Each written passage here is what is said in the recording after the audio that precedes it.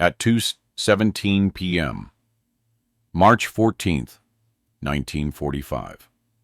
Private First Class Rodrigo Digo Balagtas, Philippine Commonwealth Army, 43rd Infantry Regiment, crouched behind a demolished stone well 340 meters southwest of Japanese observation positions, watching 17 enemy soldiers establish a forward listening post near the burned remains of San Isidro Chapel.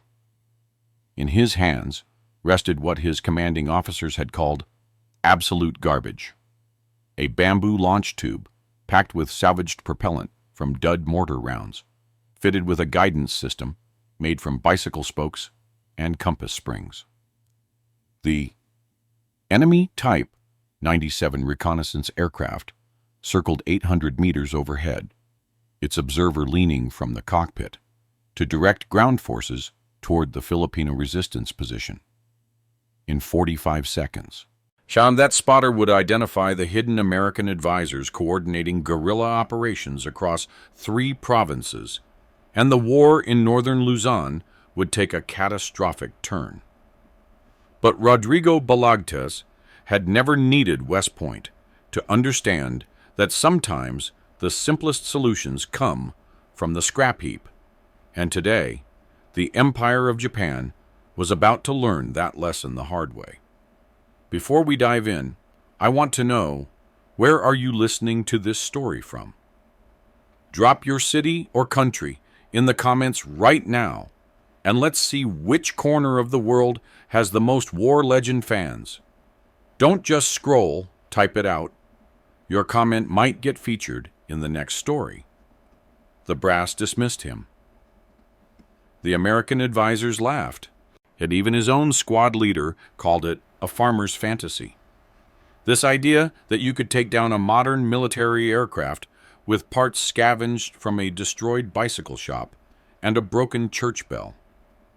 But on this sweltering afternoon in occupied Luzon, with Japanese forces closing in on the last free Filipino command post in the region, Rodrigo Balagtas was about to prove that ingenuity didn't require a university degree.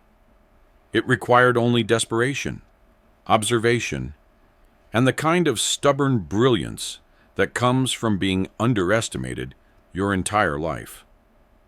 The document that follows has been reconstructed from battlefield reports, survivor testimony, and recently declassified Philippine resistance archives. What emerged from the jungle that day wasn't just a successful engagement.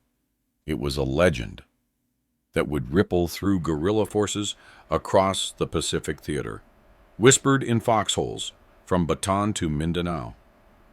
This is the story of how one man's scrap rocket changed the calculus of asymmetric warfare in the Philippine resistance. Rodrigo Balagtas was 26 years old when the Japanese invaded the Philippines, though his weathered hands made him look 40. He had been a mechanic in his hometown of Cabanatuan, Nueva Ecija, not a master craftsman, not even a formally trained engineer. Just a man who fixed broken things. His neighbors brought him sewing machines that wouldn't stitch, water pumps that wouldn't prime, radios that wouldn't receive.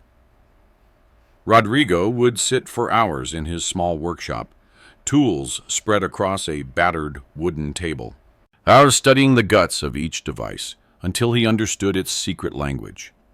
He had a gift for seeing how broken pieces could be made whole again, how disparate parts might serve purposes their designers never intended.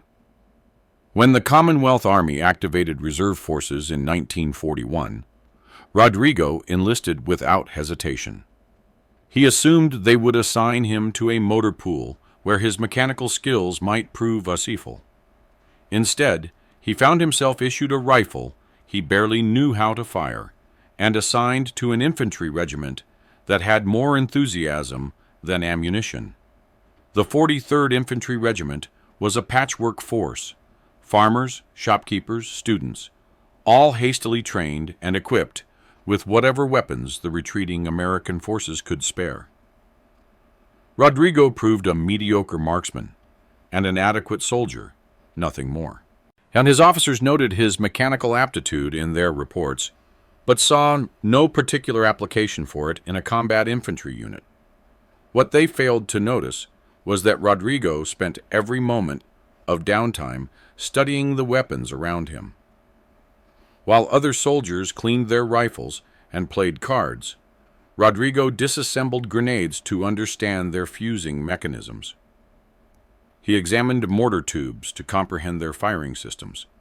He pestered American advisors with questions about artillery trajectories until they grew tired of answering.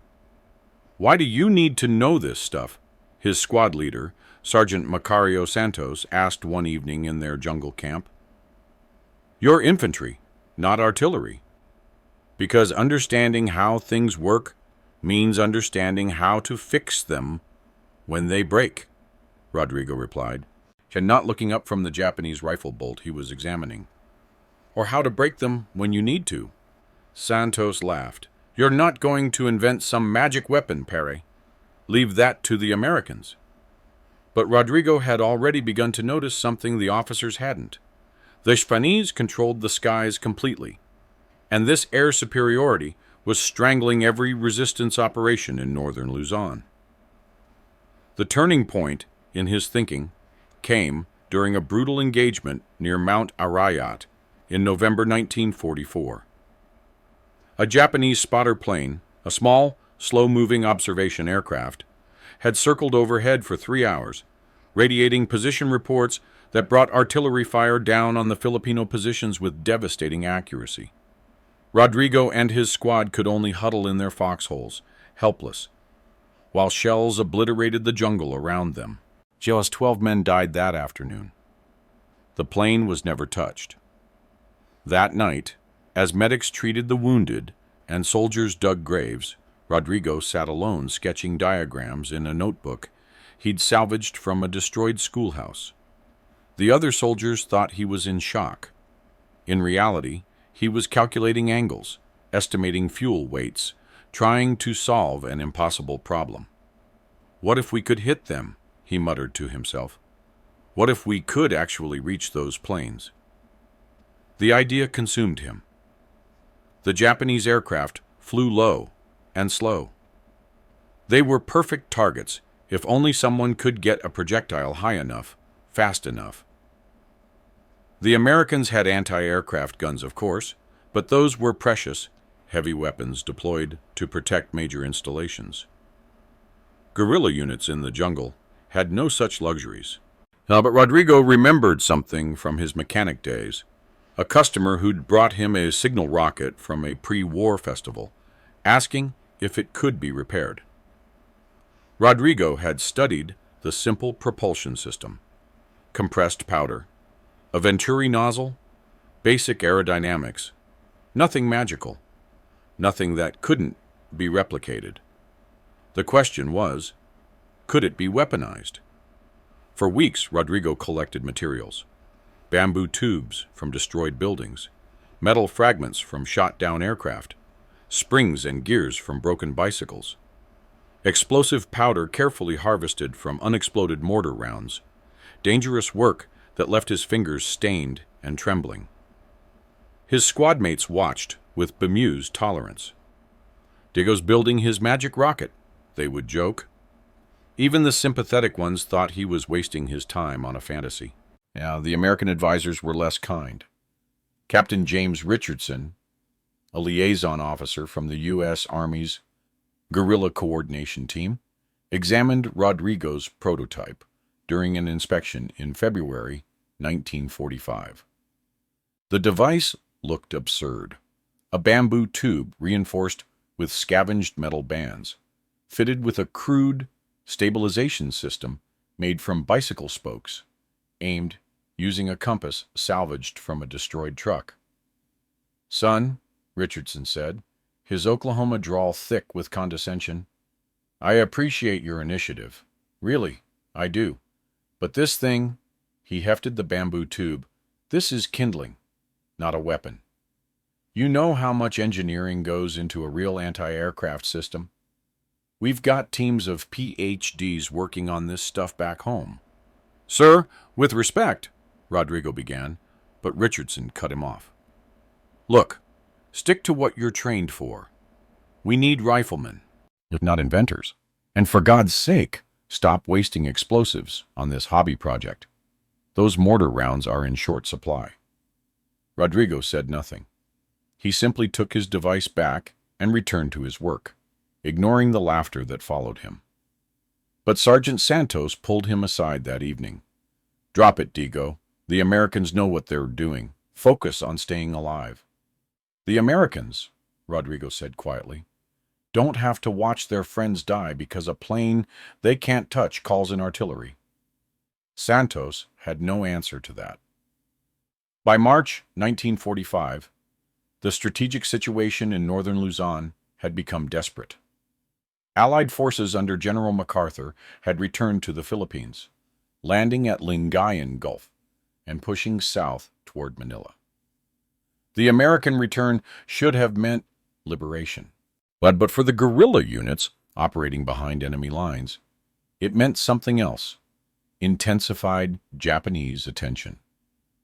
The Japanese Imperial Army, facing inevitable defeat, had adopted a scorched earth strategy in areas they still controlled.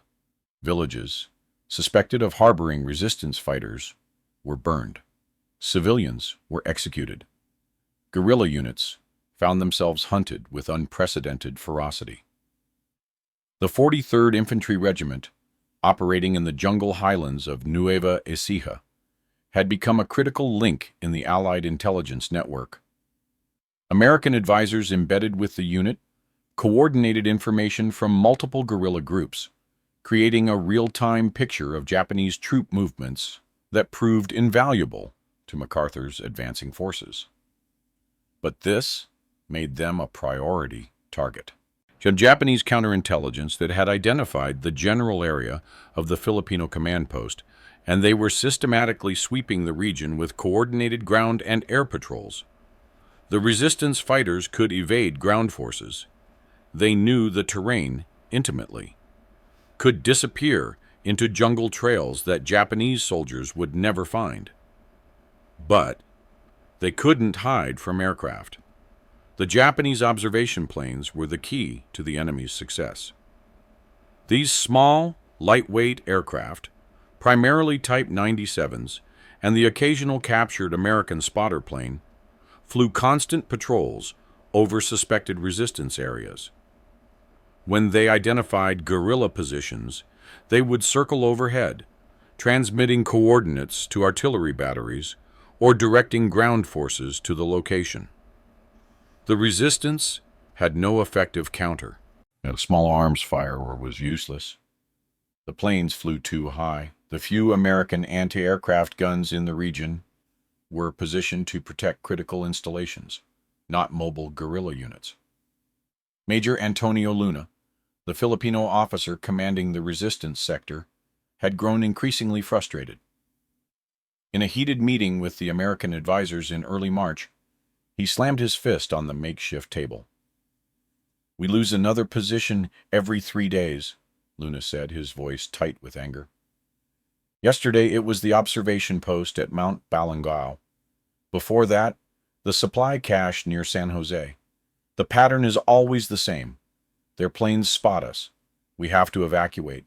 We lose ground and materials we can't replace." Captain Richardson nodded grimly. "We've requested air support from MacArthur's command, but they're focused on the Manila operation. Yet it'll be weeks before they can divert aircraft to patrol this sector." "Weeks?" Luna's eyes flashed. "In weeks, we'll be obliterated. We need a solution now."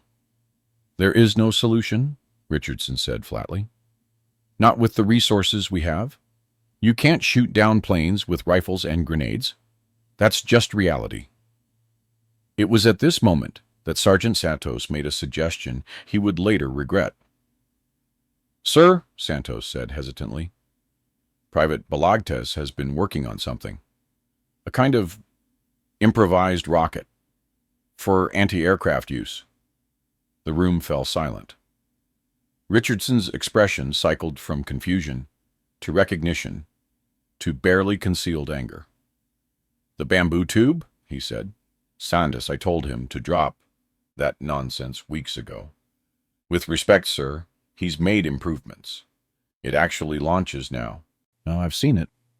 "I don't care if it launches fireworks on New Year's Eve," Richardson snapped. "We're fighting a war with modern weapons against a modern army. We don't have time for some mechanic's pet project." Major Luna held up a hand. "Wait, let me understand.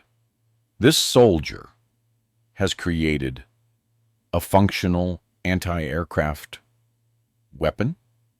"No," Richardson said firmly. "He's created a bamboo tube that shoots homemade rockets in roughly the direction you point it. There's no guidance system, no reliable detonation mechanism, no quality control. It's a disaster waiting to happen. But it could reach aircraft altitude." Richardson hesitated. "Theoretically, maybe, if everything went perfectly. But accuracy would be nil. You'd have better odds throwing rocks." Luna studied the American officer for a long moment, then turned to Santos. "Bring me Balagtas. Let me see this device myself." 20 minutes later, Rodrigo stood in the command tent, his bamboo launcher resting across his arms like a prized rifle. He'd refined it considerably since Richardson's first dismissive inspection. The tube was now reinforced with salvaged aircraft aluminum. The stabilization system upgraded with parts from a destroyed motorcycle. The sighting mechanism calibrated using principles he'd learned from studying American mortar teams. Major Luna examined the weapon with professional interest. Unlike Richardson, Luna had risen through the ranks through field innovation, not academy training. He understood that desperate times sometimes required unorthodox solutions. "Explain how it works," Luna commanded. Rodrigo's presentation was clear and methodical. The launch tube used bamboo because it was lightweight, abundant, and surprisingly strong when properly reinforced. The rocket itself consisted of a metal casing, packed with propellant harvested from unexploded ordnance. Dangerous to prepare, yes, but stable once assembled. The detonation mechanism was impact-based, adapted from Japanese grenades they'd captured. The genius of the design was in its simplicity. No complicated electronics, no parts that couldn't be replaced using jungle salvage, just basic physics and careful engineering. "Effective range?" Luna asked. "I estimate 400 to 500 meters altitude," Rodrigo replied. "The Japanese spotter planes typically fly between 300 and 400 meters when conducting reconnaissance." "Accuracy?" Rodrigo hesitated. "That's the weakness, sir. I've only conducted ground tests. I can hit a target at 200 meters about 60% of the time. Against a moving aircraft..." He trailed off. "Against a moving aircraft, you'd miss," Richardson interjected. "Every time. Major, this is a waste of resources and a safety hazard. I strongly recommend..." "Have you tested it against an actual aircraft?" Luna asked Rodrigo, ignoring Richardson. "No, sir. I've had no opportunity." Luna nodded slowly, thinking. This tent was silent, except for the distant sounds of jungle wildlife and the occasional rumble of far-off artillery. Finally, Luna made his decision. "We cannot afford proper anti-aircraft weapons. We cannot get air support. We cannot continue losing positions every few days." He looked at Richardson. "Captain, I respect your expertise, but we are not fighting an American war with American resources. And we are fighting a Filipino resistance with whatever we can build, steal, or improvise." He turned back to Rodrigo. "Private Balagtas, you will have your chance. The next time a Japanese observation plane threatens our position, you will attempt to engage it. If your weapon fails, we lose nothing we wouldn't lose anyway. If it succeeds—" He smiled grimly. "Well, perhaps the Americans aren't the only ones who can innovate." Richardson looked like he wanted to argue further, but Luna's expression made it clear the discussion was over. "One more thing," Luna added, looking at Rodrigo. "How many rockets do you have prepared?" "3, sir. Making more requires time and materials." "3 shots," Luna mused. "Then you'd better make them count." The opportunity came sooner than anyone expected. March 14th, 1945. What began as a tense but unremarkable day. The 43rd Regiment had relocated their command post to a valley near San Isidro, a small village that had been abandoned after Japanese reprisals. The position offered good concealment under thick jungle canopy and multiple escape routes, critical for a guerrilla force that might need to disappear quickly. Captain Richardson and 2 other American advisors had arrived the previous evening with intelligence reports from other resistance sectors. They were consolidating information about Japanese troop concentrations, building a comprehensive picture of enemy dispositions that would be transmitted to MacArthur's advancing forces. This intelligence work was vital, but it also made the command post a high-value target. At 1:47 p.m., the lookouts spotted it, a Type 97 reconnaissance aircraft, and approaching from the northeast at approximately 400 meters altitude. The plane was flying a standard search pattern, zigzagging across the valley in systematic sweeps. "Spotter plane," the lookout shouted. "Northeast approach, 400 meters." Major Luna immediately ordered dispersion protocols. Soldiers grabbed critical equipment and began moving toward predetermined fallback positions. The Americans gathered their intelligence documents, preparing for evacuation. But Luna also called for Rodrigo. "This is your chance, Private," Luna said, his voice calm despite the urgency of the situation. "That plane is searching for us. When it identifies our position, it will call in artillery or ground forces. We have perhaps 15, maybe 20 minutes before we must abandon this camp entirely." Rodrigo felt his heart hammering, but his hands remained steady. He'd prepared for this moment through weeks of practice, countless mental rehearsals. "I understand, sir. Do you have a clear firing position?" "The demolished well, sir. Northwest corner of the village. It offers elevation and a clear view of the approach vector." "Then go. Take Corporal Reyes with you as spotter.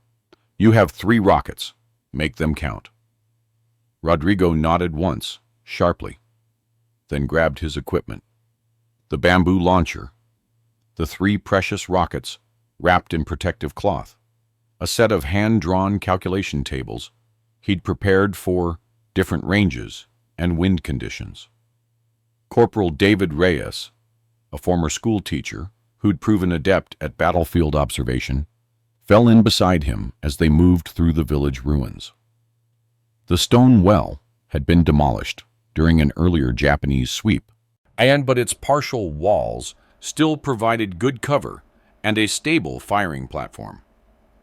They reached the position at 2:09 p.m. The Type 97 was still making its methodical search pattern, currently circling the valley's eastern edge.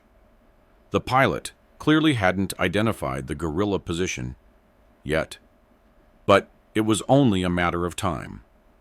Rodrigo set up his equipment with practiced efficiency. The launcher went across the well's edge, angled skyward. He checked the stabilization mechanism, confirmed the sighting alignment, then carefully unwrapped his first rocket. The projectile looked almost comically primitive, a metal cylinder no larger than a soda bottle, fitted with stubby fins made from hammered tin cans. But Rodrigo knew every gram of propellant inside, had calculated the thrust ratios a dozen times. "Range?" Reyes asked, peering through salvaged binoculars. approximately 420 meters, bearing northeast, speed roughly 100 kilometers per hour. Rodrigo consulted his calculation tables, accounting for wind. There was a light breeze from the west, maybe 10 kilometers per hour. Lead angle needs to be about 15 degrees ahead of a current position. That plane's moving in a search pattern, Reyes observed. Can you predict where it'll be? I'm trying. Rodrigo watched the aircraft's movements, looking for rhythm, pattern. The pilot was being methodical. Sweep east, turn north, sweep west, turn south. Professional and predictable. Next pass will bring him directly overhead, Rodrigo calculated. When he reaches that burned tree on the eastern ridge, he'll turn toward us. Now that's when I fire. And if you miss, then I have 2 more chances before we all run for our lives. They waited. The tropical sun beat down mercilessly.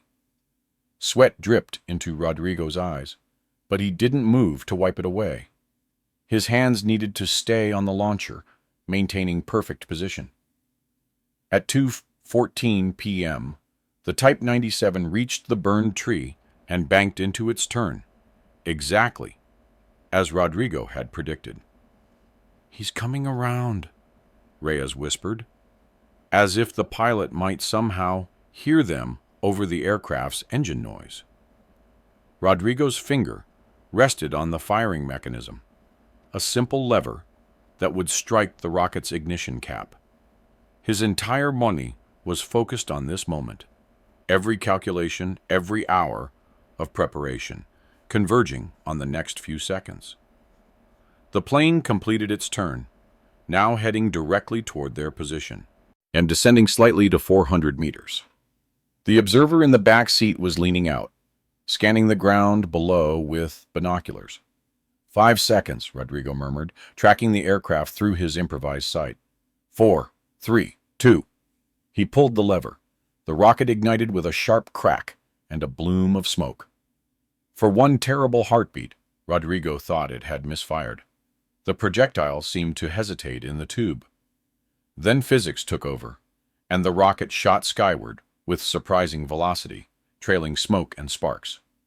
Both men watched, breathless, as the rocket climbed toward the approaching aircraft. The pilot never saw it coming. Rodrigo's calculations had been nearly perfect. The rocket's trajectory intersected the Type 97's flight path almost exactly. But almost wasn't good enough. The projectile passed perhaps 3 meters beneath the aircraft's belly, missing by a margin that felt like a canyon.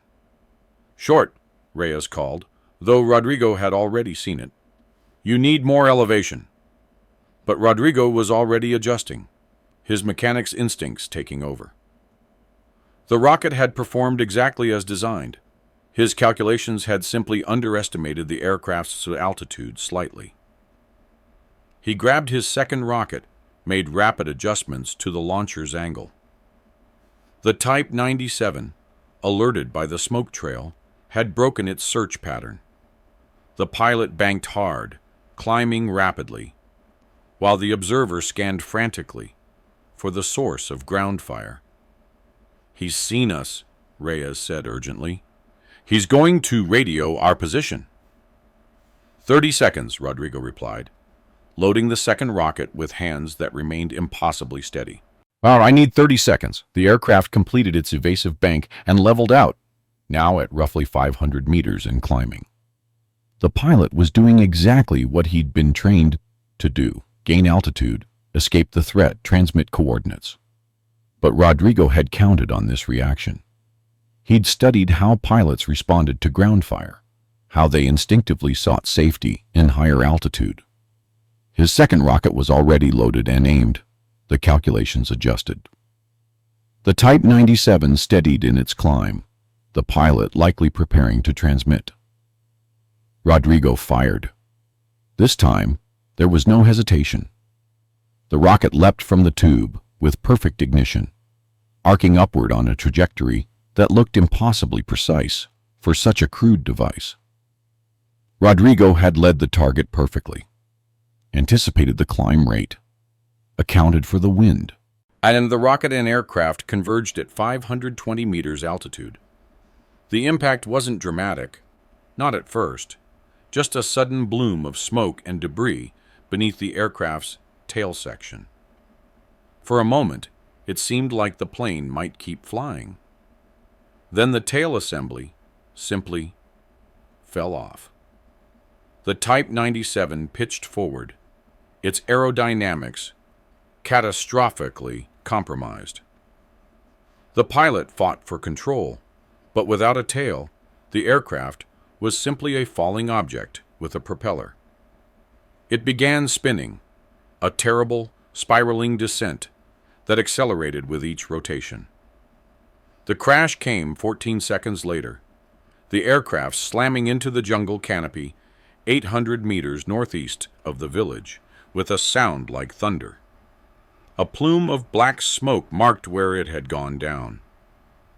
Rodrigo and Reyes stared in stunned silence. "Mother of God," Reyes whispered. "That you actually did it." From the command post below, they heard shouting, cheers, disbelief, wild celebration. Soldiers who'd been preparing to evacuate were instead rushing toward the well where Rodrigo stood, his bamboo launcher still smoking. Major Luna arrived first, breathing hard from the sprint, his eyes bright with an expression somewhere between shock and vindication. "Private Balagtas," he said, gripping Rodrigo's shoulder, "I believe you've just changed this war." The wreckage of the Type 97 burned for 2 hours, a pillar of smoke visible for kilometers. For the Filipino guerrillas, it was more than just a destroyed aircraft. It was proof that the impossible wasn't. Word spread through the resistance network with astonishing speed.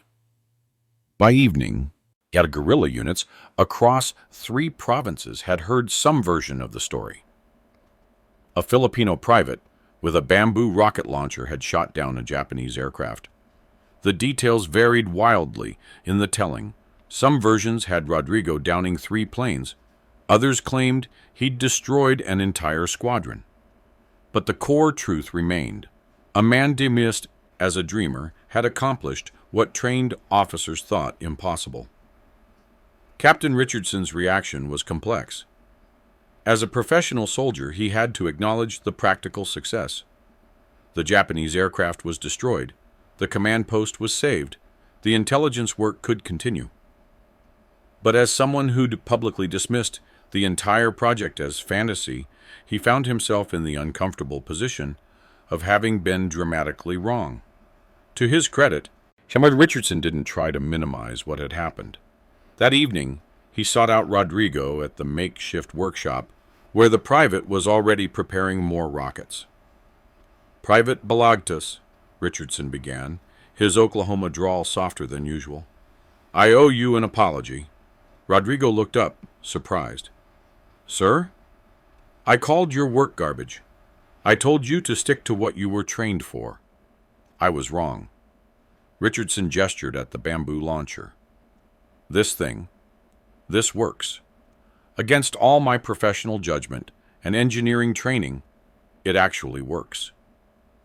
"Thank you, sir," Rodrigo said carefully, unsure how to respond. Richardson pulled up a crate and sat down, studying the rocket components spread across Rodrigo's workspace. "Help me understand. How did you know this would work when every textbook says it shouldn't?" Rodrigo considered the question. "I think, sir, that sometimes textbooks tell you what's optimal, not what's possible. I didn't need an optimal anti-aircraft system. I just needed something that could reach those planes and do enough damage to matter. But the calculations, the trajectory, the timing, you had no formal training in ballistics." "No, sir. But I had eyes, and I had time to watch. I've seen dozens of those observation planes. They fly patterns. They have habits. Once you understand the pattern, the rest is just mathematics." Richardson shook his head in bemused admiration. The boys back at Aberdeen Proving Ground would have a field day with this. It violates about a dozen principles of weapons engineering, but it works anyway. Permission to ask a question, sir? Go ahead. Why didn't the Americans develop something like this? The technology isn't complicated. Richardson laughed, a short bark of genuine amusement. Because we're Americans. We don't build bamboo rockets when we can build radar-guided missile systems. We'd rather wait 6 months for the perfect solution than deploy something crude that works today. He stood, extending his hand. You've taught me something, Private. Sometimes good enough right now beats perfect eventually. They shook hands, a moment of genuine respect between men from different worlds. The impact of Rodrigo's success went far beyond that single engagement. Within days, Major Luna had organized a training program. Rodrigo found himself teaching other soldiers his improvised manufacturing techniques, how to safely harvest propellant from unexploded ordnance, showing how to calibrate the bamboo tubes, how to calculate firing solutions based on observation rather than instruments. The guerrillas began producing Balagtas launchers, as they quickly became known, in small workshops hidden throughout the jungle. Each unit was slightly different. Bamboo quality varied. Salvaged materials weren't uniform. Individual craftsmen added their own modifications. But they all shared Rodrigo's core design philosophy. Simple, repairable, effective. The psychological impact on Japanese operations was immediate. Observation aircraft, which had previously flown with impunity, now had to treat guerrilla-controlled areas as contested airspace. Pilots flew higher, faster, spent less time over suspected resistance positions. This degraded their reconnaissance effectiveness significantly. Even more importantly, the mere existence of the bamboo rockets created uncertainty. Japanese commanders couldn't know which guerrilla units had the weapons and which didn't. This uncertainty forced them to be more cautious across the board, slowing their counterinsurgency operations. On March 28, 1945, Rodrigo scored his second confirmed kill, another Type 97 that had been directing artillery against a Filipino supply convoy. The engagement was cleaner this time, more professional. Rodrigo had refined his techniques, and the aircraft never had a chance. By April, guerrilla forces across northern Luzon had achieved 17 confirmed aircraft destructions using Balagtas launchers, with many more possibles and probables. The weapon's impact far exceeded its crude appearance. American intelligence officers began documenting the system for possible wider deployment. Engineers studied captured launchers, trying to understand how something so primitive could be so effective. Some of them proposed manufacturing improved versions with better materials and tighter tolerances. Rodrigo, when consulted, advised against it. The strength of the system is that anyone can build it, he explained to a visiting American colonel. If you make it too sophisticated, you need factories, supply chains, trained technicians. But as it is now, every village mechanic, every farmer who can work bamboo, every soldier with steady hands, they can all contribute. You don't win guerrilla wars with precision engineering. You win with participation. The colonel wrote that down. On May 7th, 1945, Rodrigo and his unit received word that the Japanese forces in their sector had begun a general withdrawal. MacArthur's offensive had broken through their defensive lines, and the enemy was retreating north toward their final strongholds in the mountains. The resistance forces didn't pursue aggressively. They'd learned bitter lessons about Japanese desperation in the war's final stages. But they did maintain pressure, harassing the retreat, preventing the enemy from establishing new positions.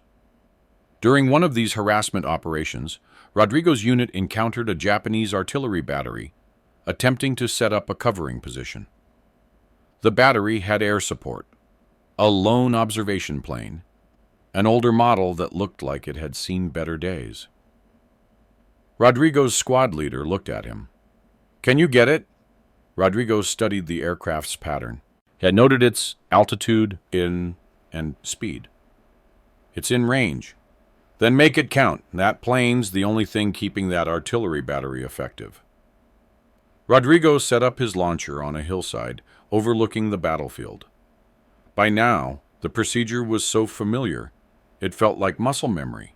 Load rocket. Calculate trajectory. Account for wind. Lead the target. Fire. The rocket caught the observation plane in its port wing. The aircraft didn't explode dramatically. It simply fell apart in the air, wings separating from fuselage, the whole assembly tumbling earthward like broken toys. The Japanese artillery battery, suddenly blind, ceased fire and began withdrawing. Without air observation, they couldn't effectively engage targets they couldn't see. That was Rodrigo's third confirmed kill, and his last of the war.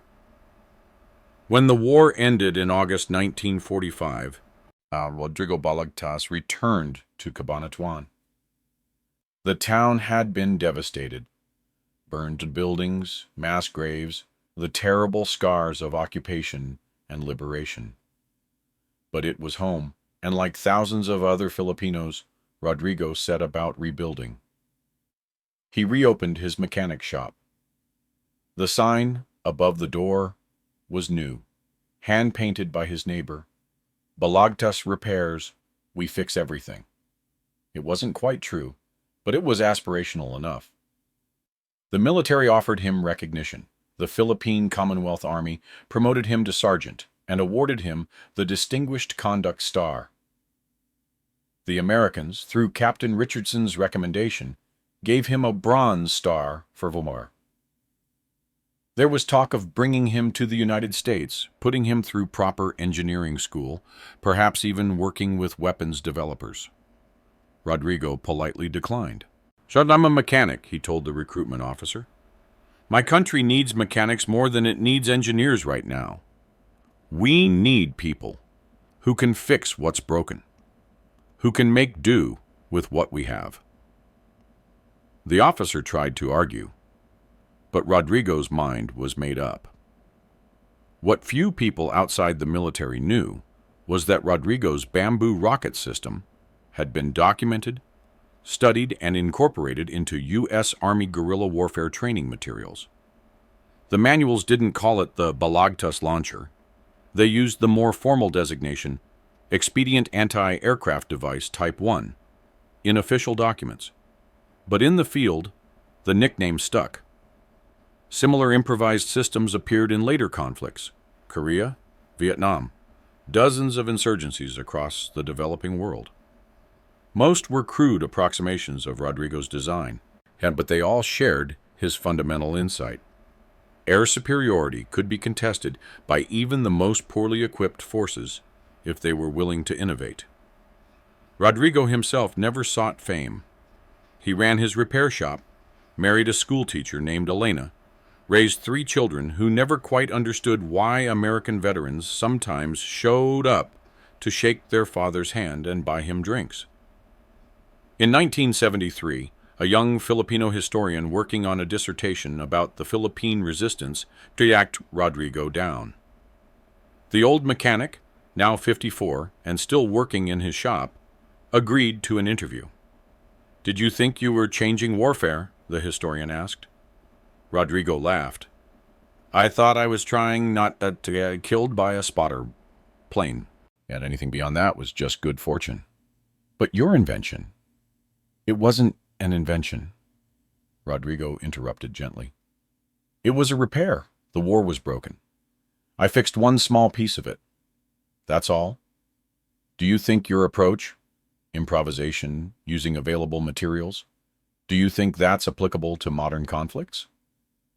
Rodrigo set down the carburetor he'd been cleaning and looked at the young historian seriously. Every war is different, he said. But every war has the same truth at its heart. Desperate people find desperate solutions.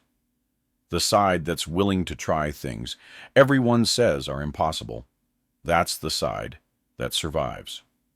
He picked up the carburetor again. We didn't have PhDs or research budgets or fancy equipment. We had bamboo and determination and the willingness to be wrong 100 times to be right once. That's not a Filipino thing or an American thing. It's a human thing. The historian published Rodrigo's story in a well-regarded academic journal. A few military historians read it with interest. Most people never heard of it. Rodrigo died in 1989, surrounded by his family, in the same town where he'd been born. His funeral was attended by over 300 people, neighbors, customers, fellow veterans. The American embassy sent a representative. The Philippine Army sent an honor guard. At the wake, one of Rodrigo's old squad mates, Corporal Reyes, now a gray-haired grandfather, told stories about the war to the younger generation. Your Lolo, he said to Rodrigo's grandchildren, was the kind of man who looked at impossible situations and saw opportunities. Everyone told him his rocket wouldn't work. The Americans told him, and our own officers told him. He built it anyway, and when it mattered most, it worked. Was he a hero? One of the grandchildren asked. Reyes considered the question carefully. He was something rarer than a hero. He was a solver of problems. And in war, that's more valuable than any medal. Today, a replica of Rodrigo Balagtas's bamboo rocket launcher sits in the Philippine Military Museum in Manila. The placard next to it reads, Balagtas Launcher, 1945. Improvised anti-aircraft system, created by Sergeant Rodrigo Balagtas. Philippine Commonwealth Army confirmed aerial victories. 17 total by all units. Proof that ingenuity matters more than credentials.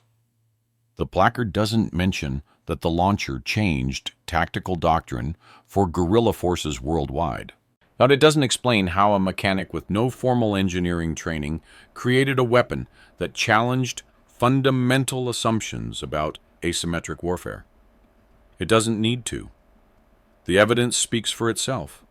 A bamboo tube, some salvaged metal, and one man's refusal to accept that the impossible stayed impossible. No one who served with Rodrigo Balagtas ever doubted him again.